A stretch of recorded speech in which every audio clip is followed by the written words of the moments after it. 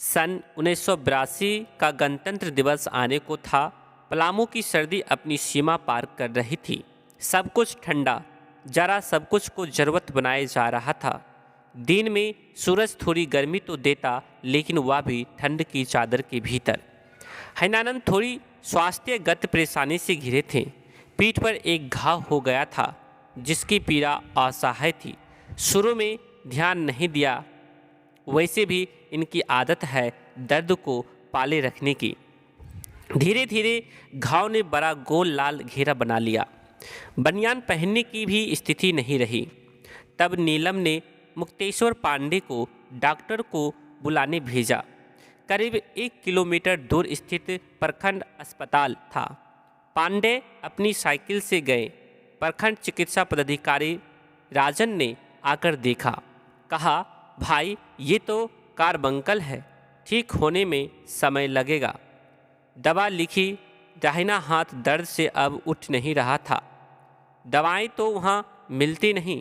फौरन एक आदमी को डाल्टनगंज भेजा ताकि समय पर दवा आ जाए। उस वक्त घर पर मात्र 5 लोग थे। सुबह 9 बजे का समय होगा। डॉक्टर साहब और पांडे चले गए। बच्चे तो काफ़ी छोटे थे, तो पापा के दर्द को समझना उम्र की सीमा में नहीं था, पर पत्नी इनके दर्द से परेशान थी। लगभग 5 मिनट के बाद एक अधेड़ महिला हाथे में आई।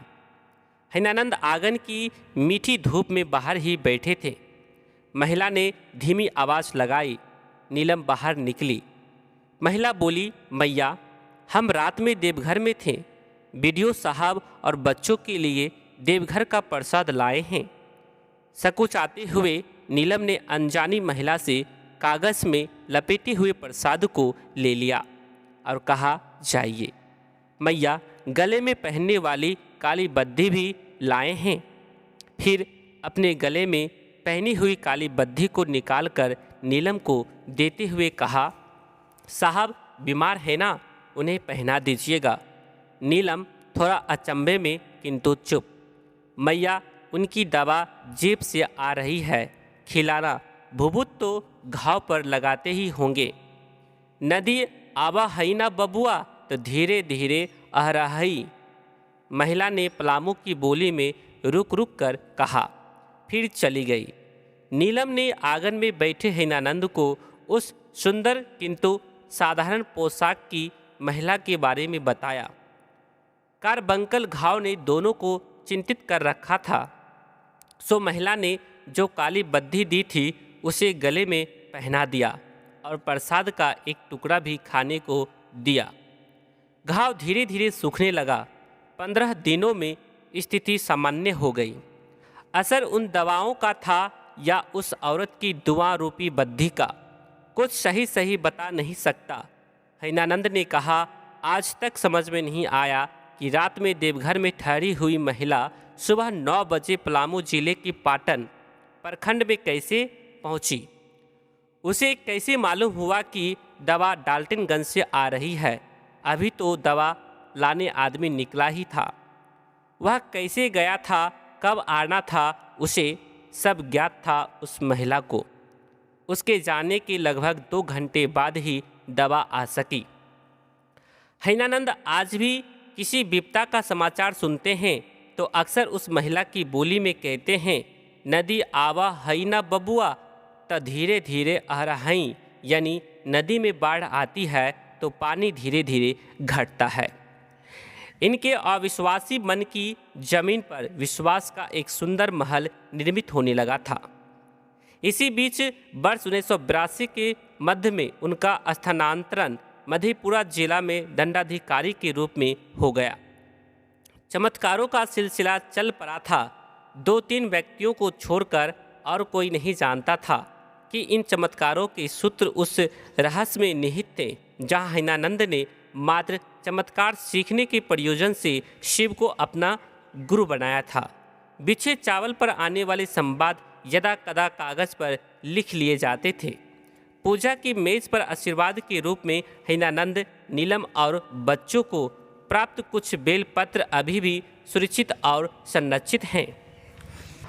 आध्यात्मिक उलझनों के बादल अब छटने लगे थे। आंखें आंतरिक उल्लास से दीप्त रहती थी। साथ मिले ऐसी जीवन संगनी का जो अध्यात्म के कटीले पथरीले रास्ते पर गृहस्थी के उत्तरदायित्व के निर्वहन के साथ साथ कंधे से कंधा मिलाकर चलने को तैयार थी।